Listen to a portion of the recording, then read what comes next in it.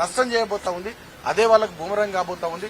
Bharatiya Janata party అరాచకపు విధానాలు వాళ్ళ పద్ధతుల మీద ఇవాళ దేశ ప్రజానికం డెఫినెట్ గా తిరగబడ్డది.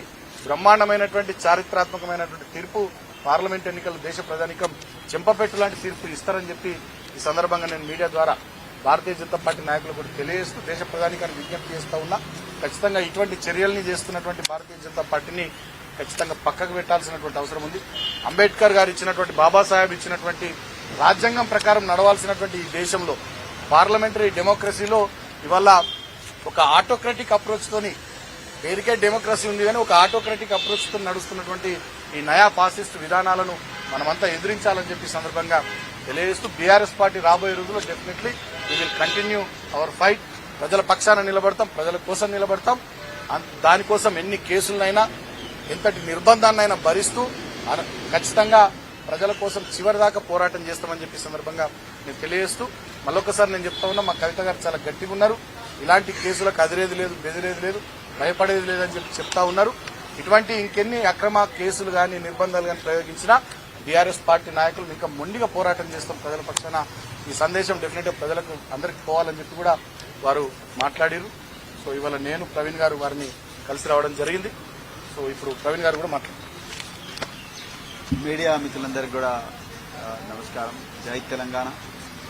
ఈరోజు బీహార్ జైల్లో మా నాయకురాలు తెలంగాణ ఉద్యమంలో కీలక పాత్ర వహించిన మరి కల్వకుంట్ల కవిత గారిని కలవడం జరిగింది. వారు చాలా ధైర్యంగా ఉన్నారు. ఈ రోజు కాకపోయినా రేపైనా తన ఇన్నోసెన్స్, తన నిర్దోషిత్వాన్ని నిరూపించుకుంటాననే ధీమాతో ఉన్నారు. చాలా నిజంగా మాకు కొత్త ధైర్యాన్ని వారు నింపడం జరిగింది. మరి ఈ మొత్తం కేసు చూస్తే 2022 నుండి 2024 వరకు జరిగిన ఈ కేసు పరిశోధన చూస్తే అసలు పూర్తిగా రాజకీయ దురుద్దేశంతోనే ఈ కేసు పెట్టినట్టుగా మనకు క్లియర్ గా అనిపిస్తా ఉన్నది. నిజానికి ఈ కల్వకుంట్ల కవిత గారి ఈ కేసు ఏదైతే ఉందో, మొదట వారిని విట్నెస్ అన్నారు, దాని తర్వాత మరి సస్పెక్ట్ అన్నారు, దాని తర్వాత ఇప్పుడు అరెస్ట్ చేసి నిందితురాలుగా చేర్చడం జరిగింది. మరి వారి లాయర్కు నోటీస్ ఇవ్వకుండానే సిబిఐ వాళ్ళు కూడా జైల్లోకి పోయి మరి ఈడీ కేసులో అరెస్ట్ అయిన కవిత గారిని సిబిఐ వాళ్ళు లాయర్కు నోటీస్ ఇవ్వకుండానే జైల్లోనే అరెస్ట్ చేసిందంటే ఎంత ఘోరంగా ఉందో మీరు ఒకసారి ఆలోచించండి. మరి వారి కోర్టు, మరి రోజ్ అవెన్యూ కోర్టులో వారి కేసు విచారణ జరుగుతుండగానే బెయిల్ మీద మరి వాదోపవాదాలు జరుగుతున్నానే రాత్రికి రాత్రి మరి ఆ జడ్జిను మార్చడం జరిగిందంటే మీరు ఒకసారి చూడండి ఏ విధంగా వారిని వేధించాలని చూస్తున్నారు. పూర్తిగా రాజకీయ కక్షతోనే చేసింది. నిజానికి Delhi liquor policy, Delhi government లో వాళ్లకు ఎక్కువ ఆదాయం రావడం కోసం మరి ఢిల్లీ గవర్నమెంట్ ఒక పాలసీ తీసుకున్నది. ఈ దేశంలో ఏ రాష్ట్ర ప్రభుత్వమైనా కేంద్ర ప్రభుత్వమైనా వాళ్ళ ఆదాయం పెంచుకోవడం కోసం రకరకాల పాలసీలు చేసుకుని ఆ పాలసీల ఇంప్లిమెంటేషన్ లో పాల్గొన్న ప్రతి వ్యక్తి నేరస్తుడైతే మరి కేంద్ర ప్రభుత్వం కూడా నేరస్తుడు అవుతుంది కదా. కేంద్ర ప్రభుత్వం మొన్ననే రైతుల నల్ల చట్టాలు తీసుకొచ్చిండు. సాక్షాత్తు దేశ ప్రధానమంత్రి నరేంద్ర మోడీ గారే ఈ నల్ల చట్టాలు తీసుకొచ్చిండు. మరి తీసుకొచ్చి మళ్ళీ ఒక 6 నెలల తర్వాత మళ్ళీ వాటిని విత్డ్రా చేసిండు. మరి ఇప్పుడు నరేంద్ర మోడీ గారు ఎవరి ప్రయోజనాల కోసం ఆ కేసు తీసుకొచ్చిండ్రు? మరి నరేంద్ర మోడీ గారిని కూడా అరెస్ట్ చేయాలి కదా. మరి దీని గురించి ఎప్పుడైనా ఆలోచించిండ్రా?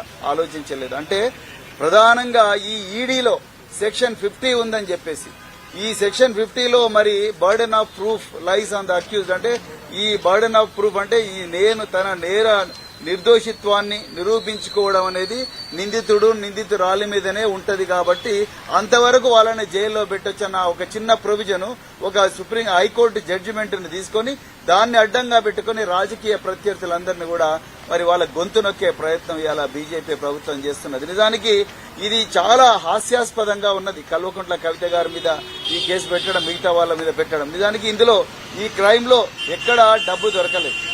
నిజానికి PMLA prevention of money laundering act అనేది కేవలం టెర్రరిస్టులు ఫైనాన్సింగ్, డ్రగ్ ట్రాఫికింగ్, వీటిలో ఏదైతే విదేశాల నుంచి డబ్బు ఈ దేశానికి వస్తుందో, వచ్చి ఈ దేశ అంతర్గత భద్రతకు ప్రమాదం ఉందో అలాంటి కేసుల్లోనే ఈ పిఎంఎల్ఏ వస్తుంది. బ్యాంకింగ్ ఫ్రాడ్స్ కానీ, banking financial institutions, non banking financial institutions, chit fund companies, వీటి ద్వారా ఏదైతే మరి క్రైమ్ ప్రొసీడ్స్ జరుగుతాయో ఆ ప్రొసీడ్స్ అన్నింటినీ కూడా మరి సిస్టమ్ లో ఇంటిగ్రేట్ చేసి వాటిని బ్లాక్ మనీని వైట్ మనీగా మారుస్తున్నారన్న ఒక ఏదైతే నేరం ఉందో ఆ నేరాల వాటిని ప్రివెంట్ చేయడం కోసం 2002లో పిఎంఎల్ఏ వచ్చింది. మరి ఇక్కడ కల్వకుంట్ల కవిత గారు ఆమె దగ్గర ఏం డబ్బులు దొరికినాయి, మరి ఆమె ఎవరికి డబ్బులు ఇచ్చింది, ఆ డబ్బులు ఎక్కడ సీజ్ చేసిండ్రు, ఎవరి సమక్షంలో సీజ్ చేసిండ్రు, ఎక్కడ పోయినాయి ఆ డబ్బులు, దాని మీద ఇంతవరకు ఒక్క దగ్గర కూడా ఒక్క పైసా కూడా సీజ్ కాలే. మరి సీజ్ కానప్పుడు పిఎంఎల్ఏ ఎట్లా అప్లై అవుతుంది? ఎక్కడ మనీ సిస్టంలోకి వచ్చింది? మూడు ఫేజెస్ ఉంటాయి. ఒకటేమో ప్లేస్మెంట్, రెండవదేమో ఇంటిగ్రేషన్, రెండవదేమో లేయరింగ్, మూడవది ఇంటిగ్రేషన్. ప్లేస్మెంట్ లేదు, లేయరింగ్ లేదు, ఇంటిగ్రేషన్ లేదు. ఈ మూడు లేనప్పుడు అసలు పిఎంఎల్ఏ ఎట్లా అప్లై అవుతుంది? మరి ఈడీ వాళ్ళకే తెలవాలి. ఏ విధంగా సిబిఐ దీంట్లో అఫెన్స్ బుక్ చేస్తుంది? మరి section 7 of prevention of corruption act అన్నారు. మరి కల్వకుంట్ల కవిత గారు ఎమ్మెల్సీగా నాకు ఈ పని చేస్తే ఏదైనా కామన్ సెన్స్ ఉండేవాడు ఎవడైనా ఇన్వెస్టిగేటింగ్ ఆఫీసర్ ఫస్ట్ చూసేది ఒక పబ్లిక్ సర్వెంట్ నేరం చేసేటప్పుడు ఒక పని చేయాలనుకుంటే దానికి కొంత డబ్బు డిమాండ్ చేస్తారు. ఒక రేషన్ కార్డు ఇవ్వాలనుకుంటే ఆ రేషన్ కార్డు నీకు ఇవ్వాలనుకుంటే నువ్వు నాకు ఇంత మనీ ఇవ్వని డిమాండ్ చేస్తారు. ఇక్కడ ఒక పని, ఒక అవసరం లేదు, రెండోది ఒక డిమాండ్ లేదు, ఒక లంచం డిమాండ్ చేసినట్టుగా లేదు. మరి ప్రివెన్షన్ ఆఫ్ కరప్షన్ యాక్ట్ ఎట్లొస్తుంది ఇందులో? కేవలం బలవంతంగా బ్రూటల్ గా కేంద్ర ప్రభుత్వం తన ఆధీనంలో ఉన్నది, అన్ని రాజ్యాంగ వ్యవస్థలు నా కంట్రోల్లో ఉన్నాయని నరేంద్ర మోడీ గారు ప్రతిపక్ష పార్టీలన్నీ గొంతు నొక్కడం కోసం దౌర్జన్యంగా PMLA prevention of corruption act ఇందులో యాడ్ చేసిండ్రు. నిజానికి ఇందులో ఎక్కడ కూడా టెర్రరిస్ట్ ఫైనాన్సింగ్ లేదు, లేకపోతే narcotics drugs and prevention of corruption, prevention of psychotropic substances act లేదు. అదేవిధంగా ఏ స్పెషల్ యాక్ట్ కూడా దీంట్లోకి రాదు. రానప్పుడు వీళ్ళ దగ్గర ఒక పైసా దొరకలేదు. కేవలం అప్రూవర్స్, ఐ రిపీట్, అప్రూవర్స్ ఇచ్చిన స్టేట్మెంట్ తోని కో అక్యూజ్డ్ అనే వ్యక్తుల దగ్గర నుంచి బలవంతంగా తీసుకున్న స్టేట్మెంట్లతోనే మరి ఈ రోజు ఇది వస్తుంది. ఈ రోజు ఆమెను అక్యూజ్ చేసిండ్రు. నిజానికి జైల్లో కవిత గారు మాకు స్పష్టంగా చెప్పండి, మా మీద ప్రెజర్ ఉన్నది, వాళ్ళ పేర్లు చెప్పండి, వీళ్ళ పేర్లు చెప్పండి, వాళ్ళ పేర్లు చెప్పండి, వీళ్ళ పేర్లు చెప్పండి, ప్రెజర్ పెడుతున్నారు కేంద్ర ప్రభుత్వం, ఈ కేంద్ర దర్యాప్తు సంస్థలు మా మీద ప్రెజర్ పెడుతున్నారని చెప్పేసి మరి కల్వకుంట్ల కవిత గారు చాలా స్పష్టంగా చెప్పడం జరిగింది. నిజానికి ఈడీ ఎంత ఏకపక్షంగా దౌర్జన్యంగా వ్యవహరిస్తుందంటే మీరు చూడండి. హేమంత్ బిశ్వా శర్మ అస్సాం చీఫ్ మినిస్టర్, ఆయన మీద 100 కోట్ల స్కామ్ ఉన్నది, దాని మీద ఇంతవరకు ఆయనకు జైలుకు పోలేదు. అదేవిధంగా అజిత్ పవార్, ఆయన మీద కూడా మహారాష్ట్ర కోఆపరేటివ్ బ్యాంక్ స్కామ్ ఉన్నది. ఏదైతే ఎకనామిక్ అఫెన్సెస్ వింగ్ మహారాష్ట్రలో కేసు క్లోజ్ చేస్తే మళ్లీ ఈడీ తీసుకొచ్చి దాన్ని ఓపెన్ చేసి మళ్లీ ఆయన మాట వినకపోతే, మాట వింటేనే ఆయన బీజేపీలో జాయిన్ అయిన వెంటనే మళ్లీ కేసు క్లోజ్ చేసిండ్రు. జగన్ భుజ్బల్ అదే విధంగా closure report, Praful Patel closure report. అంటే ఈడీ సెలెక్టివ్ గా తన బీజేపీలకు ఎవరైతే వస్తారో వాళ్ళందరి మీద కూడా సైలెంట్ గా ఉండడం, బీజేపీలకు ఎవరైతే రారో, అడుగులకు ఎవరైతే మడుగులు వస్తారో, వీళ్ళెవ్వరు కూడా వాళ్ళ మాట వినరో వాళ్ళందరి మీద కూడా మరి కేసులు అక్రమంగా పెట్టి జైల్లో పంపిస్తున్న ఏ మీడియా కూడా దీన్ని ప్రశ్నించే పరిస్థితి లేదు. కోర్టులను కూడా భయపెట్టిస్తున్నారు ఇవాళ బీజేపీ ప్రభుత్వం.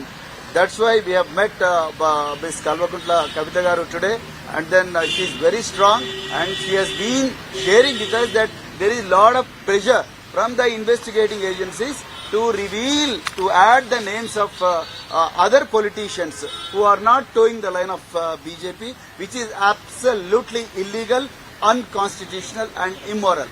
In fact, she appealed to the court to release her on bail, to grant her bail on the grounds that she is a mother, she is innocent, and the ruling establishment is taking revenge on her, a political vendetta. So this is a case of absolute political vendetta. So that's why we are condemning this totally. And then there is a wrong application of law. The central government, that is BJP government, is using ED and CBI to silence the political opponents by wrong application of the law. There is no placement of ill-gotten money in this. There is no layering of the money in this, and there is no integration of the crime proceeds. First of all, there is no crime at all. This is a case of excise policy of the Delhi government. How can it be a crime? the Delhi government wanted to improve its finances, and then for that it laid out a policy, and then they wanted to implement the policy, and then after that they withdrew the policy. Like that, governments implement the policy and withdraw the policy, and then where is the question of crime here? And where are the crime proceeds? Did anyone seize the crime proceeds? And where did the crime proceeds come from? So the PMLA, the Prevention of Money Laundering Act, has been implemented in this country in 2002 by the then NDA government only to prevent the terrorist financing and the drug trafficking and all other crimes which are scheduled under which are defined under special and other acts. But where is the crime proceed? And then similarly in Kalvakuntla Kavita's case, the government, the CBI has invoked the provision of Section 7 of Prevention of Corruption Act. I want to know from the CBI, the Kalvakuntla Kavita being a public servant, that is MLC, what is that she has demanded and what was the work she was supposed to do? There is no definition at all. How did you invoke Section 7 of Prevention of Corruption Act, and what is the ground for invoking the Section 7 of Prevention of Corruption Act? Absolutely, there is no ground. This is only to silence all other political parties which are not towing the line of Bharatiya Janata Party. Not just Kalvakuntla Kavita ji, Hemant Soren has been punished like that, Manish Sisodia has been punished like that, Arvind Kejriwal has been punished like that. So then when Arvind Kejriwal is granted bail, then why not Kalvakuntla Kavita? Then why ED is opposing the bail of Kalvakuntla Kavita? Why ED is opposing the bail of Hemant Soren? It is only because they are not towing the line of BJP. This is absolutely brazen injustice, and then political vendetta, and then entire country, all the intellectuals of this country, all the citizens of this country must oppose this arm twisting tactics of Bharatiya Janata Party, and then they should be defeated in the remaining 3 phases. South India is going to teach a very hard lesson to BJP, and then I pray to all the people of the remaining parts of the country where elections are going to happen, please defeat BJP. The constitution is under threat.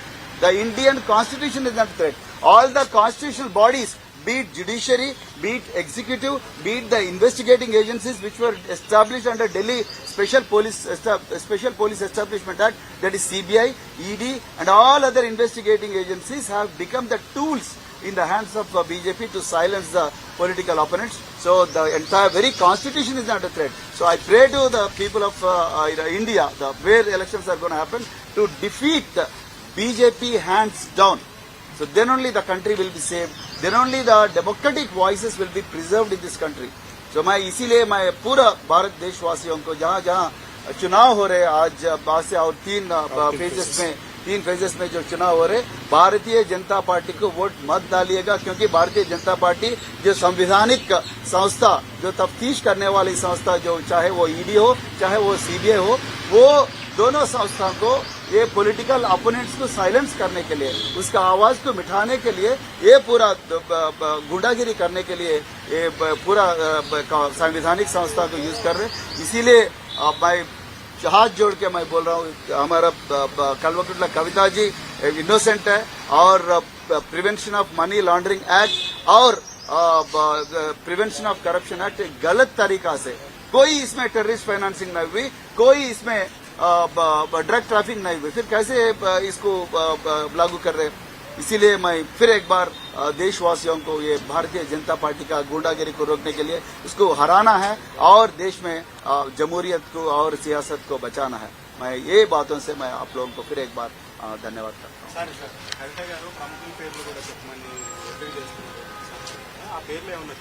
చెప్పలేదండి, కానీ ఒత్తిడి అయితే బాగా చేస్తున్నారు, investigative చేసి బాగా ఒత్తిడి చేస్తున్నారు. సో అది కరెక్ట్ కాదు. అంటే బేసిక్ గా ఇప్పుడు కో అక్యూజ్డ్ దగ్గర నుంచి స్టేట్మెంట్లు తీసుకుంటున్నారు, అదే విధంగా అప్రూవర్స్ దగ్గర నుంచి స్టేట్మెంట్లు తీసుకుంటున్నారు. అప్రూవర్స్ దగ్గర నుంచి అప్రూవర్ అయిన వాళ్ళను బయటికి తీసుకొచ్చారు, బయటికి తీసుకొచ్చి వాళ్ళతోని ఎలక్టరల్ బాండ్స్ రూపంలో 55 కోట్ల 60 కోట్ల రూపాయలు తీసుకుంటున్నారు. అదే విధంగా వాళ్ళు వేరే పార్టీలో ఎంపీలుగా కూడా ఇప్పుడు పోటీ చేస్తున్నారు. సో వాళ్ళు అంటే ఇదంతా కూడా అందరికీ దేశంలో అందరి కళ్ళ ముందర కనిపిస్తున్న గేమ్. మీరు మా మాట వింటే వినండి, లేకపోతే మాత్రం మిమ్మల్ని లోపల పెడతామనేది చాలా క్లియర్ గా. ఎంత దౌర్జన్యం అంటే అసలు దీంట్లో పిఎంఎల్ఏ రాదండి.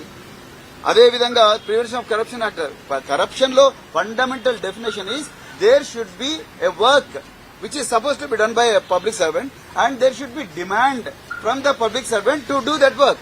ఇక్కడ ఏం డిమాండ్ చేశారు ఆమె? అసలు ఏం వర్క్ చేయాలి? దీంట్లో అసలు అసందర్భంగా అసంబద్ధంగా ప్రివెన్షన్ ఆఫ్ కరప్షన్ యాక్ట్ అనేది ఇందులో ఇంప్లిమెంట్ చేసిండ్రు. అదే విధంగా మరి వాళ్ళు తెలివిగా చూడండి, పిఎంఎల్ఏ కిందికి ఈమె రాదని చెప్పేసి సిబిఐ వాళ్ళతో పీసీ యాక్ట్ పెట్టించి మరి సిబిఐలో మళ్ళీ బెయిల్ ఈజీగా వస్తుందని చెప్పేసి కావాలని ఇందులో మనీల పిఎంఎల్ఏ ఇన్వోక్ చేసిండ్రు. పిఎంఎల్ఏ ఎందుకు ఇన్వోక్ చేసిండ్రు? ఎందుకంటే పిఎంఎల్ఏ షెడ్యూల్ ఏ అఫెన్సెస్ లో ప్రివెన్షన్ ఆఫ్ కరప్షన్ యాక్ట్ ఉంది కాబట్టి ప్రివెన్షన్ ఆఫ్ కరప్షన్ యాక్ట్ పెట్టేసి ఆమె ఏదో డిమాండ్ చేసిందని చెప్పేసి ఎక్కడుంది డిమాండ్? చూపించండి. మరి ఇంతవరకు మీరు ఇన్ని ఛార్జ్ షీట్లు వేశారు కదా, ఎక్కడుంది? లేదండి, ఎక్కడుందండి? వేర్ ఆర్ ద 100 కోట్లు, వేర్ ఆర్ ద 100 crores? ఇప్పుడు మేము మోడీకి మీరు 1000 కోట్లు ఇచ్చిరంట, చూపెట్టాలి కదా. ఇప్పుడు మీకు కూడా చెప్తాను, ఎక్కడున్నాయి 100 కోట్లు మీకు ఇచ్చానంటాను. ఎక్కడ you have to seize the amount. Like prevention of corruption act లో you have to seize the money నా. నేను కూడా పోలీస్ ఆఫీసర్ గా పనిచేశాను. ఒక్క నిమిషం, నేను కూడా ఎక్కడైనా కూడా కరప్షన్ యాక్ట్ లో పీసీ యాక్ట్ లో నువ్వు you have to seize the money. ఒక ట్రాప్ పెట్టినాం అనుకోండి, ట్రాప్ చేసినామంటే ఆ ఎంప్లాయీ దగ్గర నుంచో అక్యూజ్ దగ్గర నుంచో చేసి ఆయన చేతులు కడిగి నాప్తలిన్ లిక్విడ్ తో కడిగి తీసుకుంటారు. లేకపోతే డిస్ప్రపోర్షనేట్ అసెట్ ఉంటే పోయి అక్కడ పోయి చూస్తారు, ఇంటి దగ్గర పోయి చూస్తారు. What are the declared source of income and what is the disproportionate income అని చూస్తారు. If there is a difference then they will book a case. దీంట్లో ఏముందండి? There is no seizure of money. Then how do you arrest a person without seizure of money? No. What there is a wrong application of law. You see the definition of PMLA. You see the spirit behind implementation of PMLA. In 2002, Prevention of Money Laundering Act has been tabled in the Parliament only to prevent terrorist financing. After the attack on Indian Parliament in 2002, so then the then NDA government wanted to prevent the terrorist financing, prevent the money coming to Indian economic system through drug trafficking. This is the spirit of PMLA. Now, how is this being misused? Presently, they are applying PMLA on everybody because there is nobody is asking. No, there are many amendments, but in this absolutely there is a wrong application. Where is the